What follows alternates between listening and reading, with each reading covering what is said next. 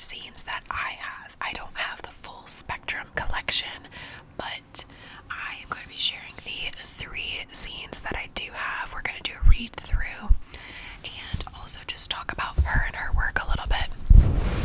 I thought that'd be a fun little video. Should we try to turn the brightness down? Is this possible? Is that better? Is that spooky? Is that spooky? Spooky. I think it makes me look spooky. Also, look at my cutie plant.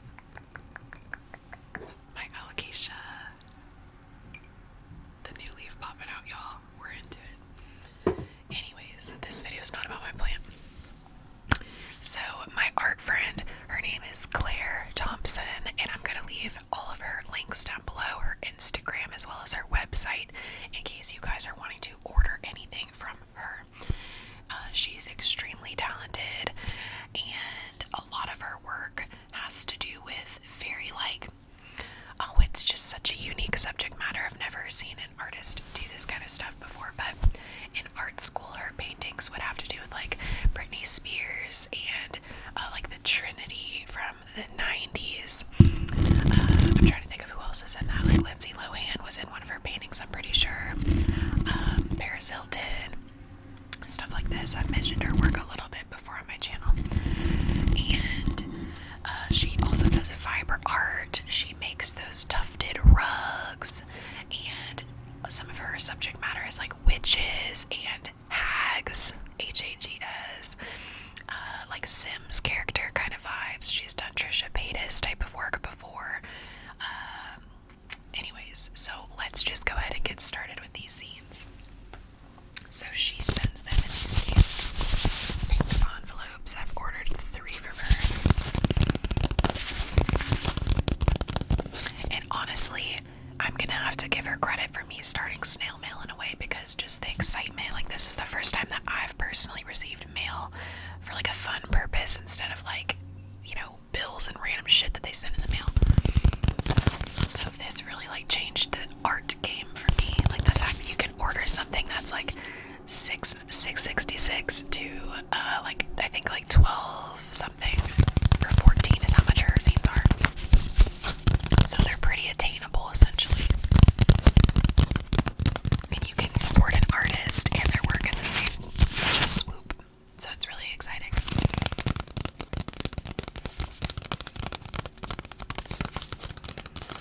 Alright, so the first zine I'm going to share with you guys, I have 3. So the first one that I will share is called For Laika.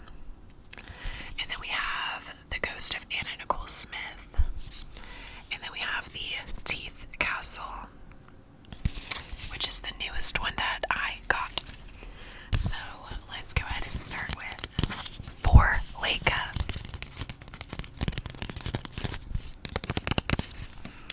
Okay, so Laika, for background, I believe is a Soviet space dog that was sent out into space, so that's kind of what she wanted to do with this scene. For Laika.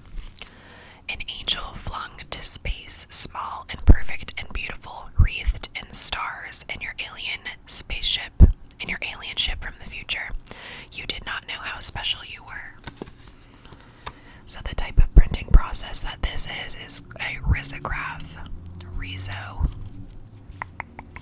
I believe it's a rice blend. It's a natural substance essentially. It's not printer, toner, or anything. It's very different.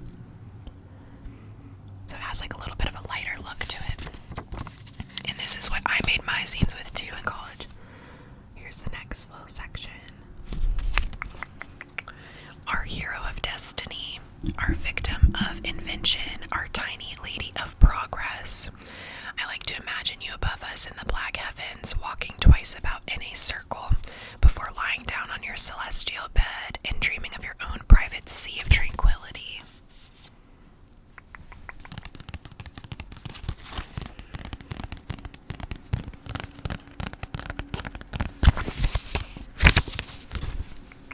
Next section. I like to think that you saw our humble planet from above and understood. Comrade, did you know that you too were a star? And honestly, the first time that I read this zine, I literally like wanted to cry. And then it just says zine and poem by Claire Thompson, and then we have her links. And zines are editioned, so I got edition 29 out of 30, second print, so she ran them through twice. Like, whenever something's in high demand, it's like a printing press, essentially, you know what I mean? So it's like, there's going to be the first edition, which is the first time you're going in and you're printing them through, and then those are gone. And then now people want more, so that's like, this is the second edition, is essentially what that means. So, love this one. And you can still order this on the website of hers if you want to match me and get one. Next up, we have The Ghost of Anna Nicole Smith, and this one was a special edition print because the original one that she intended is red, a red cover, but she did special edition prints of this baby pink, lilac, and I think another color of pink as well. I'm pretty sure. So that's why it's important to follow them on Instagram, because sometimes they do fun things like that, and then you can just DM them and like order that one. So here's The Ghost of Anna Nicole Smith. I love the details. Like the highlights in her hair and stuff, it's so cool. And then how these are like her little eyes. And then that's the inside cover.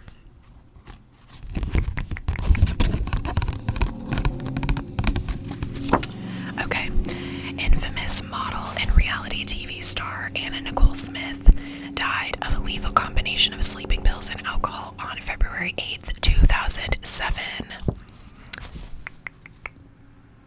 Then we just have like her birth year, November 28th, 1967 to February 8th, 2007. God's, what does this say? Something bimbo, light of my life. I can't read that second word, but it's okay. Oh, God's favorite bimbo, light of my life. Then we have a Britney Spears section. Check that out. Oh my gosh. Teal, if you're watching this, this is your girl. Alright, on February 16th, 2007, just over a week later, pop star Britney Spears infamously shaved her head in front of a slew of paparazzi. It's still an unsolved mystery as to why Britney, who had been falling from grace for some time, would commit such an act. Of course, people speculate everything from drugs to some sort of sick bid for attention, which is ridiculous. All Britney had at that point was attention. But I have a different theory. There is some level of celebrity mythology going on here, but I believe that Britney, who is a confirmed Anna Nicole Smith superfan, shaved her head in part because of grief over the loss of her idol. Driven to a breaking point after being ceaselessly hounded by paparazzi, thinking of Anna Nicole Smith, thinking of Anna Nicole all the while, I would like to think that some of those tears Britney shed were in her memory. The ghost of Anna Nicole was watching over Britney that fateful night. And then here's up close to the imagery. Stretch wigs. That's what we have in the background here.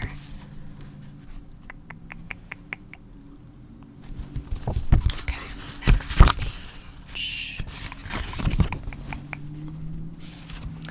This reminds me of half-joking hypotheses that Judy Garland's death on June 22nd, 1969 was one of the contributing factors that sparked the Stonewall riots on June 28th, 1969. All of the friends of Dorothy were grieving that night, and a police raid happened on just the right week to cause unprecedented, righteous gay rage, so much so that gay liberation changed forever that night. Grief is a funny thing, and so are idols. She just writes so beautifully, too. Like, it's really, like, juiced up in, like, a storyline. It's really good.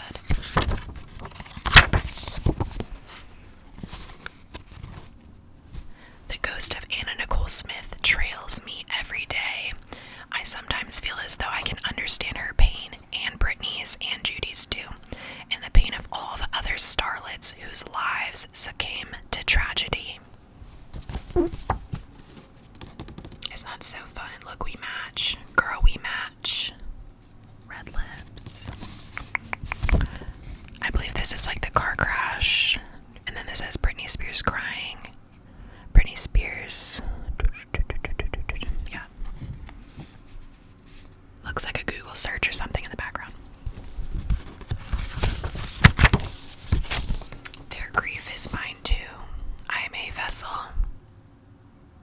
Their grief is mine too. I am their vessel of empathy. And then that's Britney behind the wheel. Isn't that good? Y'all, go buy yourself some zines from this amazing human being. Okay? Do it. It's so worth it. Oh my god, y'all have had to look at this the whole time. I'm so sorry.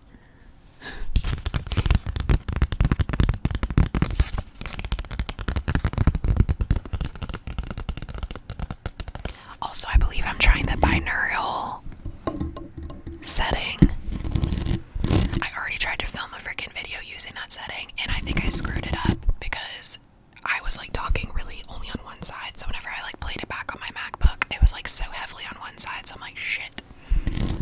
I don't think it's for me to use that setting. So sorry if it's like bad in this video. I won't do it again, but just let me know.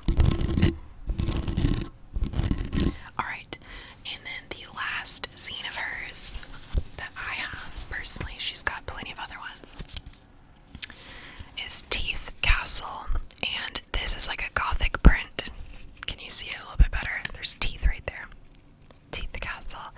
And this color, it's like being washed out right now, but it's actually like a baby peachy pink that almost looks white. So let's get into it. Here's like a little castle and then an upside down crown.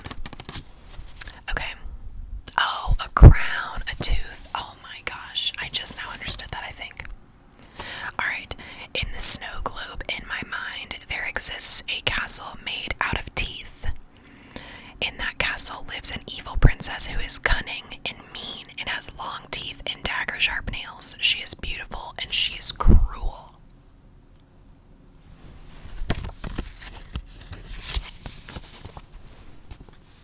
Then we have a little bow right here and then a little line of teeth. The princess is in love with a hag who is soft and tender and very sweet, even though her crooked fingers and bent body say otherwise. The hag loves the princess back. The tooth castle is crumbling, a once noble and timeless symbol of power, now rotten by age and by hedonism.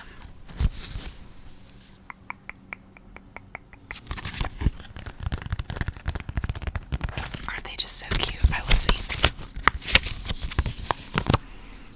Then the next page we have some sticks. They give very witchy woods vibes, and then I'm still not really sure what this is, but it's okay. It looks like a curl of hair or something, but I don't really know. Or broom, I don't know. Okay, far off there are a dark woods full of twisted trees where ancient witches live.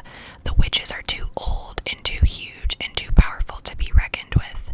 They live in secret dwellings, pulling the strings of fate. They see all and remember all. Remember all of the evils they've done, all of the maidens they've eaten. The witches draw nearer, looking for the princess. They're coming, but the princess doesn't know they're coming because she's too proud to look beyond her own green nose. I am waiting for the pieces of the snow globe to settle so that I can see them clearly once again. Rot awaits. And then there's the back of this one. A zine by Claire Thompson. Claire Witch Project, 1999. ClaireThompsonArt.com. And I got zine 5 of 33. So those are the zines that I have of Claire's. I know this video is a little shorter than I probably would have liked it to be, but that's okay. Some of her other zines I will just briefly talk about from the top of my head, which might be kind of stupid and uneducated of me, but she just released one on Jane Mansfield, and there's one that has to do with like the devil and Jane's Mansfield, like that she's like a Satanist or something. It's like a storyline regarding that. And then there's like the head of Jane Mansfield, and it's like the whole like storyline of like how she died and everything, like the car accident, and then there's some line in there where she's like, oh, her wig is like under the semi-trailer, like, you know, flowing in the wind. Like, it's kind of like a darker themed zine.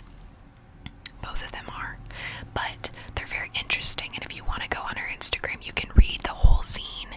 You don't have to buy it to read it. You can read it on her Instagram, but if you like love the story or the artwork or whatever, you can bring it home, you know, get it in the mail. And yes, her prices are great. $6.66 is her lowest one, and then her highest, I believe, might be 14, 12 or 14, something like that. Ow, ow, ow, what am I doing? I'm sitting on my butt really hard.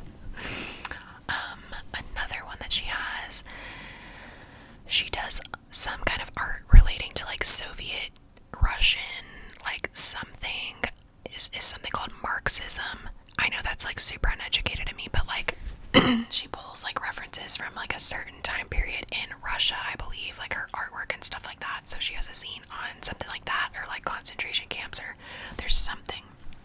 It's a little blue zine and it has a little picture of a boy and a girl on it, I'm pretty sure. So that's one you could check out. I'm trying to think which other one that she has. She also does custom work too. If you want a custom rug, I believe she does like 12 by 12, 14 by 14 or something like that. You can go on her website and look, but she'll do that for you. And she also does custom paintings as well.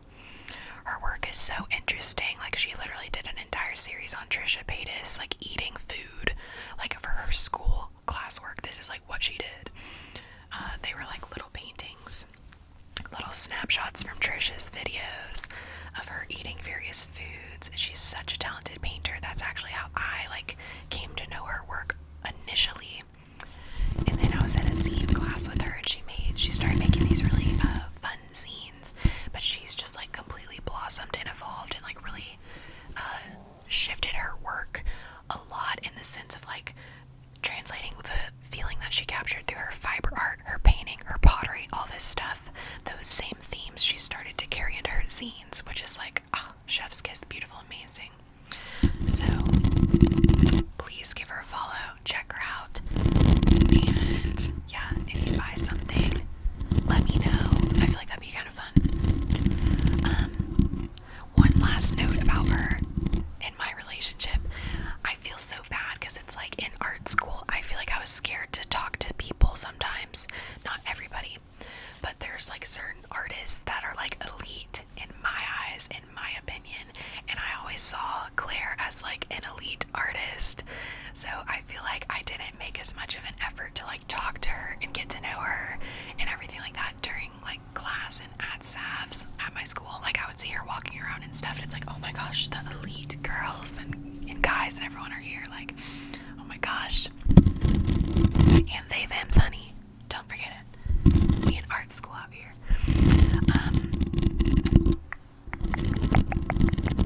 Literally my favorite people are from art school, seriously. Everyone is just so themselves, and it's just so beautiful, and like seeing their work.